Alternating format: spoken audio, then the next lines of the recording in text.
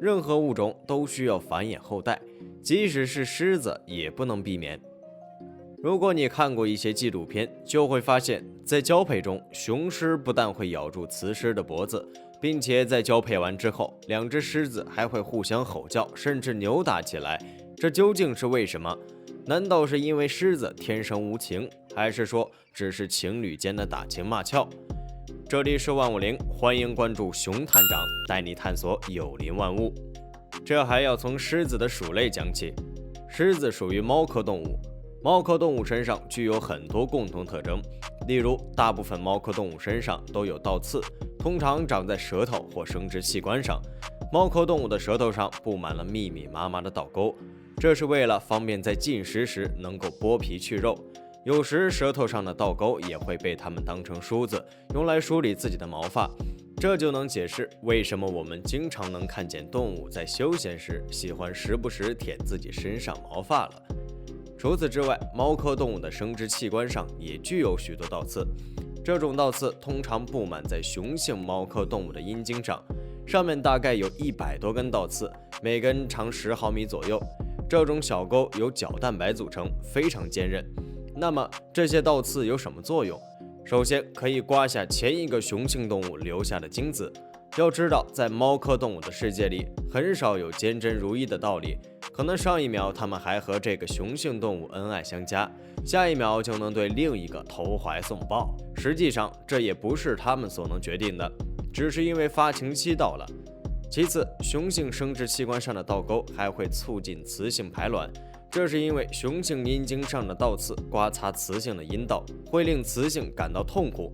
这种身体上的痛苦传递到雌性的脑部神经，就会令雌性脑部分泌出特殊物质，促进卵子成熟。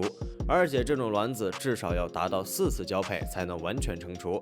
这就是为什么猫科动物在交配过程中，雌性的表情总是扭曲且痛苦的。这个特性其实只是猫科动物的普遍特性，实际上对于狮子这一种群体来说，母狮可能要比其他的猫科动物承担的痛苦更多。这是因为雄性狮子的精子细胞大多是畸形的，原本就不易成熟的卵细胞和畸形的精子细胞结合，生成受精卵的可能性会更低。所以要想让雌狮受孕成功，一周要进行200到300次的亲密活动才行。如果平均到每一天，大概是20到40次左右，最多的时候可以达到惊人的50次。如此频繁的交配，你可能会感叹，不愧是森林之王，身体到底是强壮的。其实这么想就错了，虽然狮子为了繁衍每天可以交配很多次，但每次大概只能保持在17秒左右，狮子充其量也只是以次数取胜而已。那么雄狮为什么会在交配时咬住雌狮的脖子呢？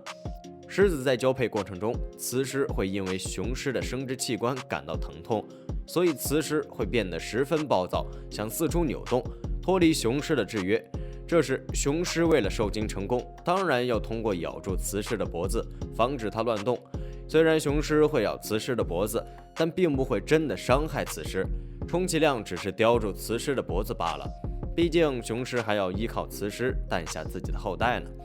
不过雌狮在和雄狮交配后，会立刻翻脸，发生短暂的打斗。正所谓打是亲，骂是爱，狮子之间也需要增加感情交流。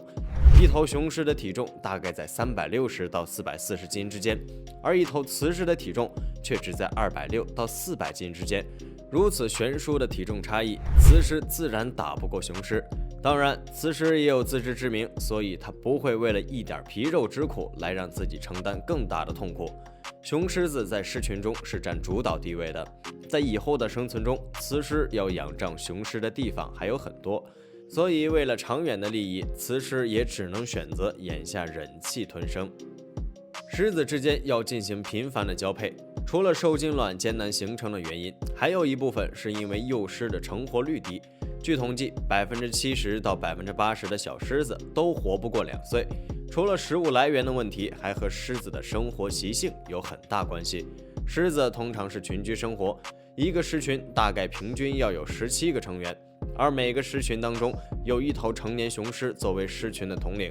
当然，有的时候一个狮群也可能存在2个或多个雄狮，这种情况通常是雄狮首领自己的孩子，或者是雄狮的兄弟，这就和肥水不流外人田是一个道理。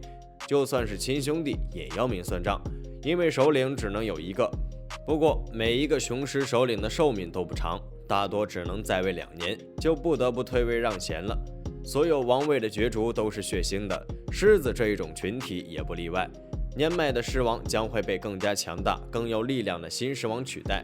这时，摆在老狮王面前的只有2条路：要么与新狮王拼杀到底，最后被杀死；要么被撵出狮群，从此浪迹天涯。狮王可能还不是最惨的，最惨的是老狮王留下的幼子。每一代新狮王在取代旧的狮王后，首先要进行的就是大清洗。他会把上一代狮王留下的雄性幼子都杀掉，一方面是他要保证自己狮群血统的纯正，另一方面是母狮只有在失去幼子后才会再次发情，之后才能通过占领旧首领的妻女来繁衍自己的后代。这就是动物世界中残酷的斗争法则。如今许多狮子都已灭绝，像非洲的巴巴里狮子、开普狮等。它们的灭绝纵然有一部分原因是它们残酷的自然法则和繁衍后代的艰难，另外一部分原因也是人类对其栖息地的破坏造成的。